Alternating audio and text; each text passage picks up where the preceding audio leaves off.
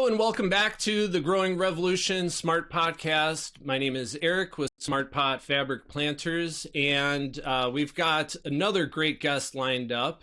His name is Dan Balma, and he's been in the lawn and garden industry for a long time, even longer than me, and he's been involved in high country genetics, garden products, Outlaw country cannabis, Xtreme Gardening. So he's a good friend, and I'm always happy to see him at shows and events. So without further ado, Dan, welcome to the podcast.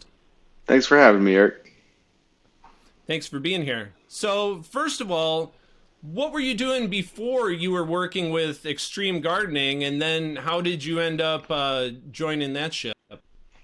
Prior to my time with RTI Extreme Gardening and what I'm doing now, I was a furniture and cabinet maker. And I kind of had taken that path in high school, early in high school. Had a really good program and teacher at my high school in Salinas that really saw potential and guided me that way. And it was a really amazing, fulfilling career to be able to, really build things and see things come to life from, a pile of lumber. So it was a good time, but 2008, 2009, when we had that huge economic collapse, even the wealthy people I was working for in Beverly Hills, Hollywood Hills, and that area of California stopped spending money. Some of the big projects we had lined up all got canceled or postponed, and I was really ready to kind of get out of Southern California back home up here to Central California, Central Coast, California, Monterey area. Had some small kids, and me and my wife wanted to be closer to family, so we jumped back up here. And shortly after, I started working for RTI. I was friends of the family. The daughter of Neil Anderson was a very, very close friend of mine, and her younger brother John was a friend who actually had lived and worked with me in Southern California on a lot of our projects. And he had come back up here and been working for his dad and getting things going at RTI. And really the base building blocks of Extreme Gardening were just getting put together then. And so with not a whole lot of work in the trades, I started actually in 2009, early 2010, helping them with their mycorrhiza crop, and was really just on that side of the farming the mycorrhiza. And also I was doing a lot of fabrication at their facility, building bins and such to feed product into machines, and and then that rolled into the Extreme Gardening days. Oh, that's really cool. I didn't know that you were kind of involved in the production side of things before you were involved in sales. So that, gives you a good perspective, and, just helps you to sell the product better, no doubt. Yeah, no, I was being able to actually see the beginning of how this fungus was being cultivated, allowed me to really wrap my head around the product itself. Yeah, yeah, no doubt.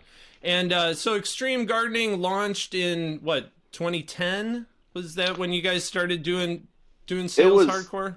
it was kicking in 2009. Ryan and John were out in the very early stages, but 2010 was really when things started to kind of turn, and that's when I jumped on board, did a couple trade shows, really found that, oh, I think I can go out and sell this stuff myself as well, and so that's when John, Ryan, and I kind of became that team of three that went out and just got after it. My first sales trip was actually in Michigan with Charles from Smart Pots. He took me around and showed me the roots in Michigan, and because we had met at, I think it was Max Yield Long Beach in 2010, and he was like, "Hey, I'm gonna go do the sales trip. You should jump along and kind of get your feet wet." And that's really where I started. Yeah, it kind of seems like Xtreme Gardening and Smart Pots just kind of took off in the indoor gardening scene kind of around the same time. And our companies have always had a really good relationship and a really good synergy.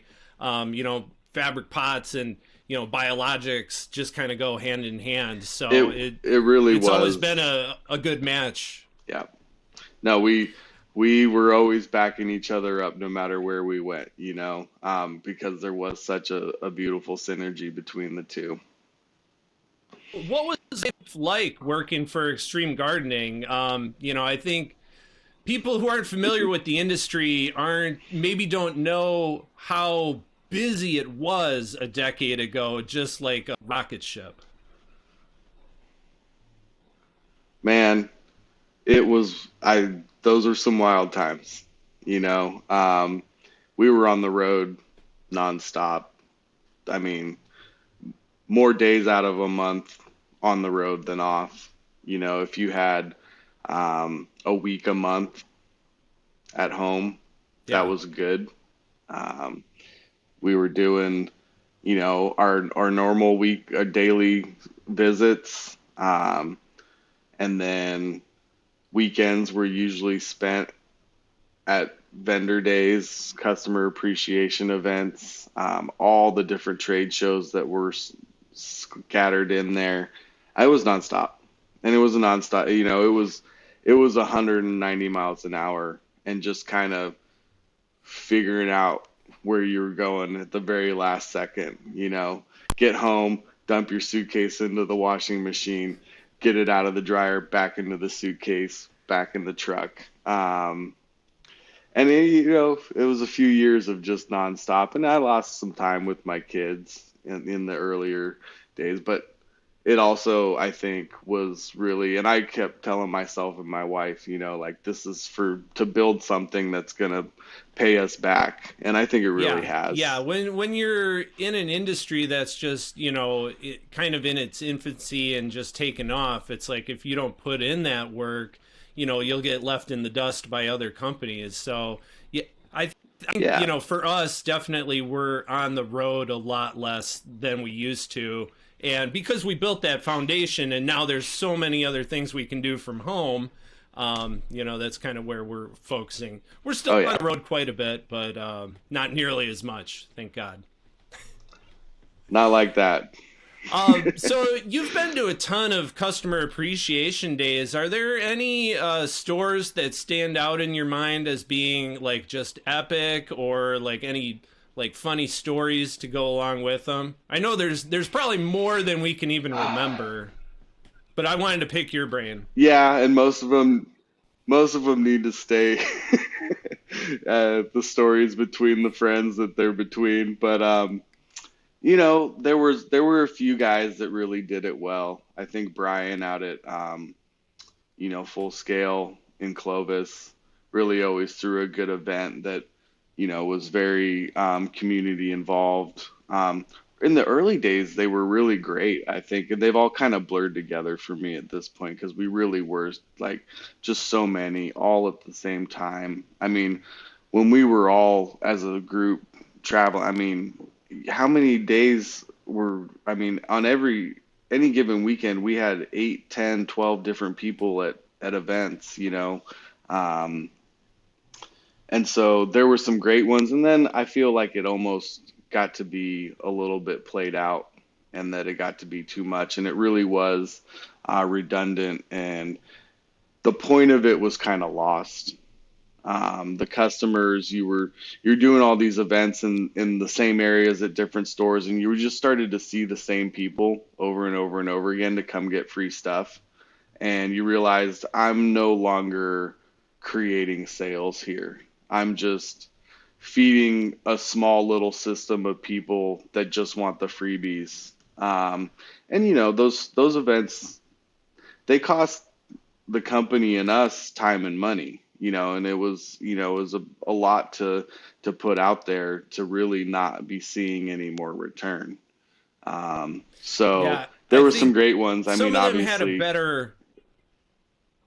Oh, so some of them had a better return on investment than others, definitely. Yeah, and then, once everybody in the same area kept doing them over and over again, it's like how like the community that's in this is only so big.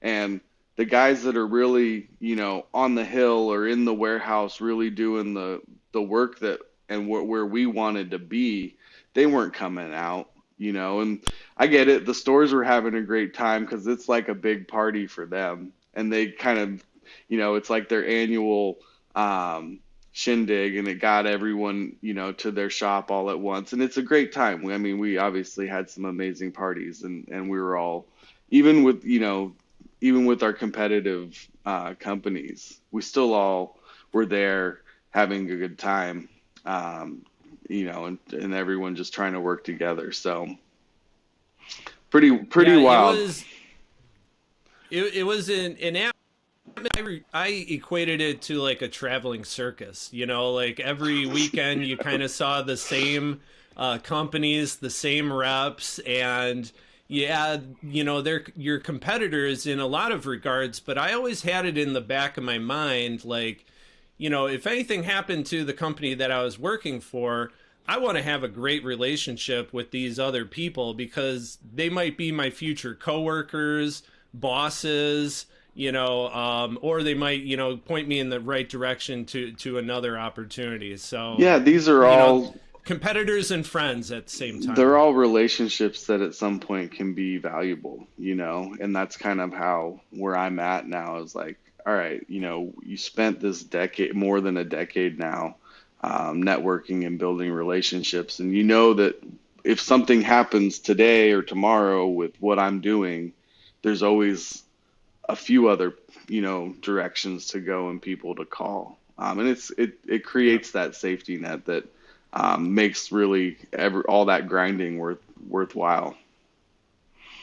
Yeah. I mean, I hope to be with High Caliper, hopefully until I retire. But Hmm. if the factory burnt down tomorrow, like I'm pretty confident that, get a job with somebody else pretty Yeah. quick. It's a good niche to be in. That's for sure. Yeah. So you left Extreme to basically start selling green cleaner. Can you talk about how that all came about? Yeah. So, we were running hard with Extreme. It really had kind of, sunk its roots into the industry. Mycos and Azos were pretty much a staple at that point for most growers. Um, and, little opportunities start, coming around as we're just talking. You're networking and meeting people, and things pop up. And um, Johnny had started had popped up a store here in town, garden supply, and gentleman that was making green clean at the time, Mark Carlin, came into the shop and was trying to peddle his pest control. And our manager Kyle took it in, said, "Oh, well, we'll give it a shot," and kind of sat around for a while. No one really understood it, uh, and then started giving it out to some of the better customers. Just say, "Hey, you want to give this stuff a try." Started getting some really positive reviews, so um, we gave it to Dusty, and Dusty had the High Country Farm up in Covelo at the time. It was growing a lot of large scale cannabis, and he came back raving. Just that, he'd never seen a mite spray, fungicide, all in one kind of deal that actually killed the bugs, controlled the PM, and did it safely without leaving, any crazy residuals. And so we kind of piqued our attention a little bit more.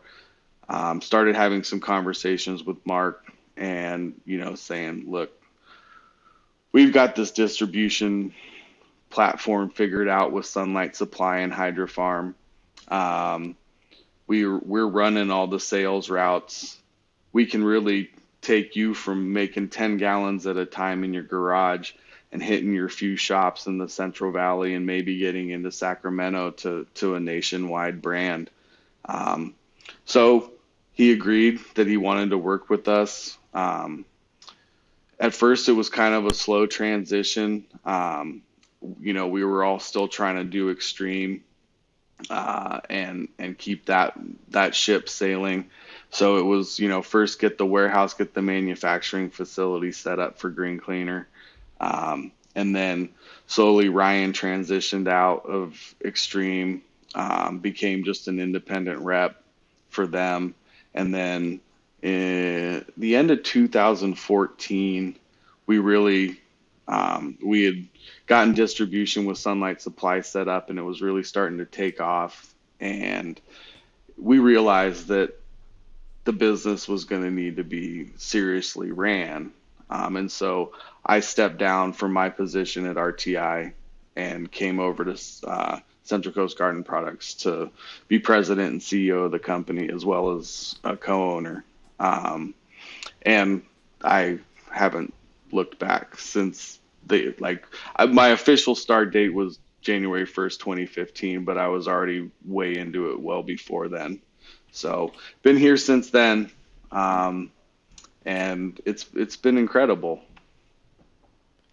Yeah, it seemed like a nice, lateral move with a lot of upward potential. Because yeah, from being a rep to the boss of the company. So It yeah, was like, for me, it was the move that needed to happen because I was kind of getting a little worn out. My kids were at an age where I really wanted to be around more, and it did give me the ability to be off the road, still being highly effective and working in the industry, but be able to coach a little league baseball team and be there for the events that were important, as a parent. yeah. I back when we first met, I didn't have any kids, and I had my first kid so much and not seeing them. So that's cool that you were able to stay in the industry, but still step back a little bit and take care of the fam. Central Coast Garden has other products besides Green Cleaner. What are Yeah. you guys all selling these days? We've added a few things to our arsenal. Root Cleaner came shortly after Green Cleaner really took off. We had, in conversations with customers at shows and other places, realized people were starting to use Green Cleaner as a media treatment, uh, soil, cocoa, any root zone treatment, because there's plenty of bugs that live in the soil and media as well. Especially the broad and russet mites were known for bedding their eggs in the top crust of the soil, and that really being a source that people were kind of missing when they were trying to get after treatments on those. But we felt that maybe there was a formulation that might better suit a root drench application. So we played with the formulation of Green Cleaner, all the same ingredients, just different ratios of things. And the big one was is we reduced the oil content. The soybean oil in that solution doesn't need to be as heavy because you really don't want to get that oil buildup in the root zone. So we dialed back on the oil, bumped the alcohol up a little bit to kind of help with evaporation and make sure that things aren't staying too saturated. And it's been a great product for root aphids, thrips, anything that's really creating a problem below the surface. Yeah. Um, and after that, I've added some pH adjusters. We just do straight 99.9% isopropyl alcohol. Those two products came from us owning the garden supply store here. Um, we took that over in 2016, and we had customers coming in just wanting those raw materials. The pH adjusters came from everyone wanting advanced nutrients, pH up and down, but we weren't carrying advanced nutrients. And so I had an ag chemist friend of mine take the product. I was like, "What is it?" He said, "It's this, this, and this, or it's really just phosphoric acid." And so we just went ag grade straight as strong as we could, and it was easy for us to we got the facility to bottle and label and So those products came from just a retail need at our own garden supply here in town. Hmm. Um, and then slowly I've taken on a little bit of distribution for a few guys. Two companies out of England, Grow Genius, which has a really amazing monosilicic acid. Um, it's really unlike anything anybody's seen. I know that monosilicic is really quite a hot topic in cannabis cultivation these days. And what we're seeing with this product is just a much cleaner, stronger, more really affordable delivery than what's previously been available in monosilicic acid. The Power SIs, the facilitors, those products for their technology for the time, it was great, but we're moving on, and those are very, very dated technologies that only allow you to deliver 1 to maybe 4% of a monosilicic acid in stabilization. Um, the guys that at Grow Genius are producing a 40% Yeah, those numbers monosilicic are just acid. crazy. I mean, can you explain how it's that high without, I guess, giving away the farm? It's just they found the way with their techniques, their technology to hold that monosilicic acid at that rate without adding boron or molybdenum. So you're not adding the heavy metals to get that stabilization. It's a very clean product. It's pH neutral, which is unheard of with silica products. So Um, you could it's add a, it at any time? Because Anytime. normally I add the silica first and then everything else. Yep, this doesn't matter. It won't Wow. it won't create any lockup in the tank. It won't create any. It won't fall out. It's just it goes against what everyone thought of silica additives. You know, Yeah. it's and Yeah. on top of that, it's 40 times stronger and cleaner. It's really an amazing product that we've been really excited about. We've been pushing it about 2 years. The pandemic, I think, kind of slowed things down a little bit. Just launching new products is always, you got an uphill battle for a couple years, no Yeah, if matter you can't what, get it in no front matter of how people. amazing they are. Yep. So, Yep. but there's that. They've also got a product that we're working with called Water Genius. It's an OMRI listed organic product. It's an adjuvant that actually helps farmers reduce their water needs. It's an organic oil that's modified to help lock water into the root zone, mobilize nutrient, and actually helps with oxygen levels as well.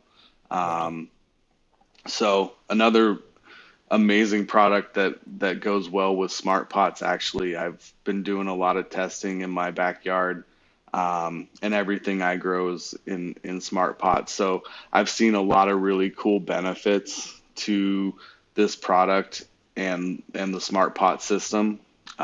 Being able to, kind of get yourself a little more time between waterings. Um, when you get, I've been letting things get really dry to see how far I can push it. Yeah. And when you get the hydrophobic crust of the soil and the soil starts pulling away from the side of the bag, when you've been treating with this Water Genius product, you don't get that runoff down the sides and out the bottom of the pot. It actually will still penetrate the top crust, and actually, Even when you it's almost bone see. dry. Wow. Yeah, I need to take some video and send it to you guys so you can see like this stuff is pretty cool. They're seeing in Spain in strawberry farms them being able to use 50% less water and get actually better output. I I'm all mean, for it. yeah, I mean in California especially, I've been trying to get it into the hands of like, some serious commercial farmers because I think it's important. They're all being, cut back on water. It's a serious situation here, and I think more attention needs to be brought to these types of products. Yeah, absolutely. The water situation in California doesn't seem to be improving anytime soon. So, yeah, just No. crazy to hear farmers like saying, well, I can't get the water I need this year, so I'm just not going to plant, or, I'm going to let my orchard just die off. That's not the answer. So hopefully Water No. Genius can be brought more to the masses there. Nice. So how did Outlaw Cannabis come about, and how does that fit in with High Country Genetics, and then how are you in the mix in all of that? So Dusty and I, High Country Genetics, he obviously was a big piece of putting smart pots on the map in cannabis growing. I was kind of the guy that found that little gem in the nursery world and shone the light on it with cannabis farmers. He's a Yep. partner in Central Coast. Obviously, he had done a lot of the initial testing that got us interested in really pursuing it and became a partner immediately. Um, so he and I have been best friends for quite a few years now, and I became a partner in High Country Genetics, his seed company, and then just over time, our love for country music, dive bars, and finding the really amazing artists that really maybe aren't well known, and just cannabis and good music was kind of the way Outlaw Country Cannabis came about. You know, Obviously, we've got an outlaw spirit. We've done things our way for a long time without really wanting to follow anybody's rules. And there's amazing, music scene out there that isn't being played on the radio. Um, and they all love cannabis. I like to say that hip hop and reggae and all these forms of music really have had the cannabis community around them for a long time. But country music, I mean, it's been Willie Nelson and that's it. Um, and so we really kind of wanted to start maybe having more artists get out there, and we wanted to kind of be a brand that would have that handout to them to say, hey, if you ever want to do anything with, we can create some products, but more or less just really our passion for that scene, and it's brought us, together with some amazing artists, and been able to do some cool things. And it's still in its infancy. I run the Instagram page and I just try and have fun with it. It's not too serious. Just kind of highlight our wild times and our love for the plant. So High Country Genetics is still going too. We're going to start some new breeding projects here, I think, pretty soon. So we'll be as we get through these weird times in the industry, I think you'll start to see a little bit more out of those two companies. Yeah, you guys are all about work hard and play hard. And Dusty was telling me kind of a cool story about how you guys like won a chance to like get on Sirius XM with, I think it was Shooter Jennings. Was that who it was? Shooter. Yeah, Yeah. and you guys just blazed them out, and it was a really good So time. yeah, no, it was a charity auction deal that I'd found. And so I helped out a charity. We got the opportunity to go down to Hollywood and go to the Sirius XM studios down there, which was amazing. Um, and we sat in the studio with Shooter and a couple of his buddies for a few hours and just talked music and weed. And yeah, we Dusty still had the Covelo farm, and it was, I think, November, so he had just, pulled down some really nice full term. I think we had some pineapple. We had all the high country flavors: pineapple preserves, indigo daydream, candy apple, and we had jars. We got them ripped out of their minds, and that was a great experience to do an XM a radio show. Yeah, yeah, and it, honestly, I didn't grow up with country music so much. I was brought into it by my girlfriend, but I've come to love it. And yeah, it seems like country music is more and more starting to embrace cannabis. And, as they should. I mean, they've been talking about whiskey and beer for decades and decades. And honestly, cannabis is way safer than alcohol. So, 100%. why not? Yeah, no, and they just most of the states that country music is really known for, where the artists come from, and they've been so strict True. that it's they really couldn't be out there with it. Hmm. Willie Nelson was just he didn't give a crap. He's like, no, this has saved my life. This is what I'm about. He didn't care.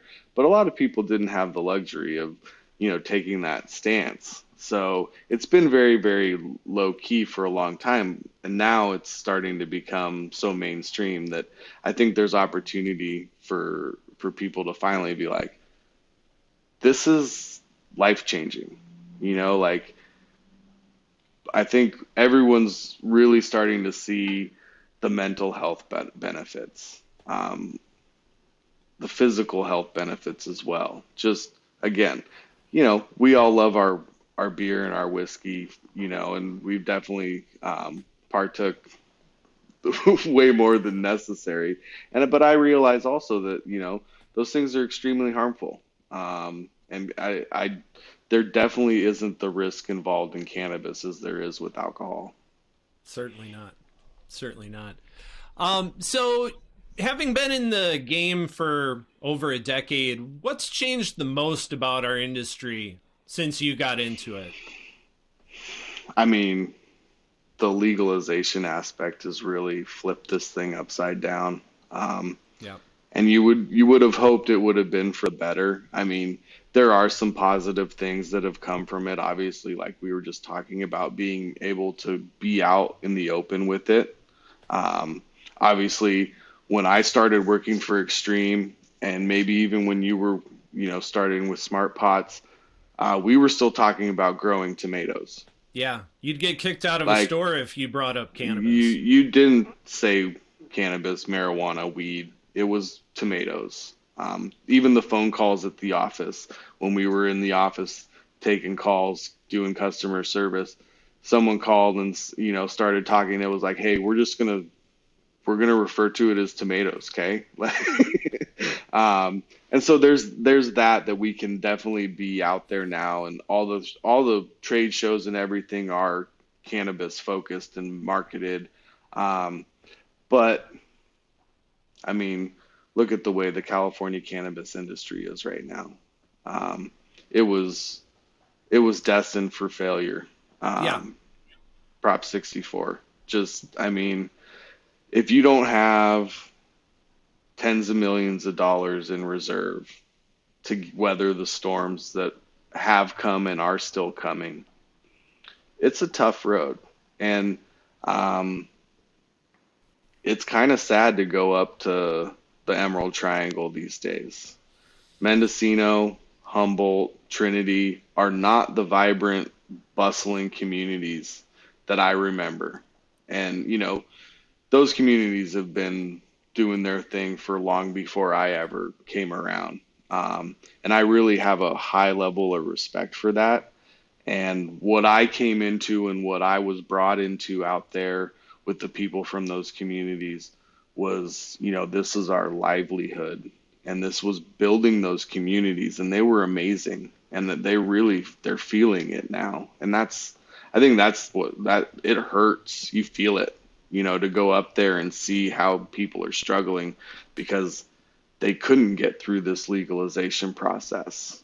Yeah. Um, it's it's taken the heart out of what we fell in love with that community. Like that was like this is where it all started. Yeah. Yeah, it's a weird dichotomy because at the same time we all knew that, in some respects this would be where we would end up once legalization happened. But I think, I was dreading it. Taxes were way too high. It's going to crush, the legacy market.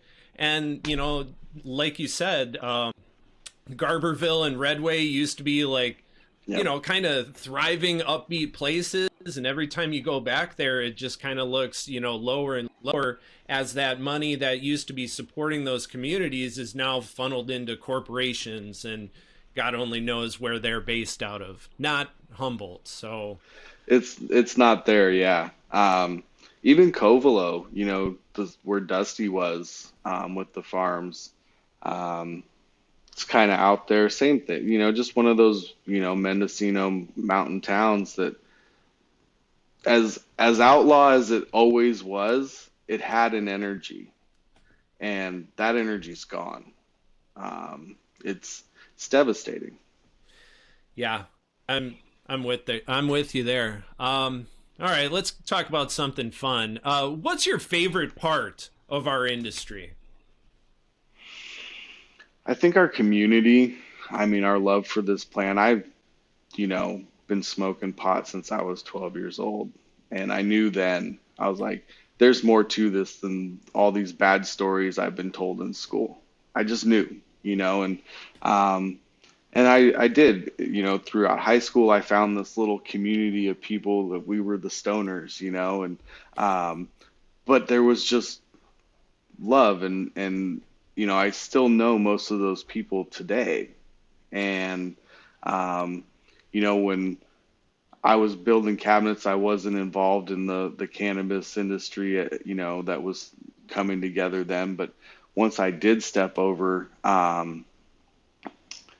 it's just been, it really is an amazing community of people that just are doing this because they believe in a plant. That's it. That's all it is.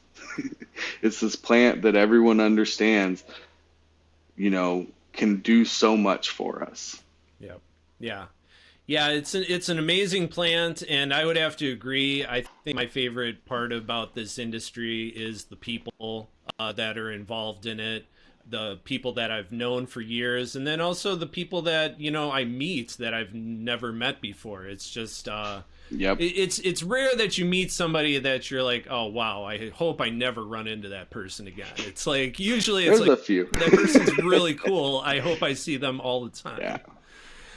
So Yeah, no, this has given me, sorry. oh, go ahead. Um, I was just going to say this path has given me the opportunity to travel the world and meet people all over the place and build relationships, and like you said, most of the time you just meet amazing people that you want to get to know better and see what that relationship will become. Yep. So, kind of wrapping things up, Dan, what do you do when you're not working and doing, Central Coast and, whatever else? We've talked a little bit about it. I'm a dad. I like to be involved in my kids, so I do coach baseball, take them to their events. I love to golf. I love to get out in nature, go fly fishing. Love food, so we do cook a lot at home. And I'm not a highly active social person. When I'm at home, I like to just kind of office, home, kind of thing. So keep it pretty low key here. I do love going and seeing live music. So that's kind of the one thing that will get me out of the house, is to go see a good show, meet new bands. I love to, bring cannabis for them that we've grown or that I have friends that have grown, and really just, say, hey, here, this is from us. We know those guys grind the road just as hard, if not harder, than we did when we were really running the routes. And I understand that lifestyle. So I like to take care of them when they're in town and just go see live music. So those are a few things. If I was in a band and someone pulled up with a jar of some top shelf, I would quickly welcome that person in, and what better way to meet friends, right? It's rare we get turned away. And if you get turned away, it's probably for the best. They weren't that cool to begin with. No. Nice. Well, on that note, Dan, I didn't want to take up your whole day with this interview, but honestly, it's been really great catching up with you and seeing you. I hope to run into you at a couple of trade shows this fall. So On that note, thank you so much for your time, and we'll be looking forward to seeing you around soon. Right on, Eric. It's been a pleasure. We could talk for hours more, I'm sure. We could do a few more episodes for sure, but we'll see you Yeah. soon. Right on, bro. Good to see you. All right. Likewise. Take care.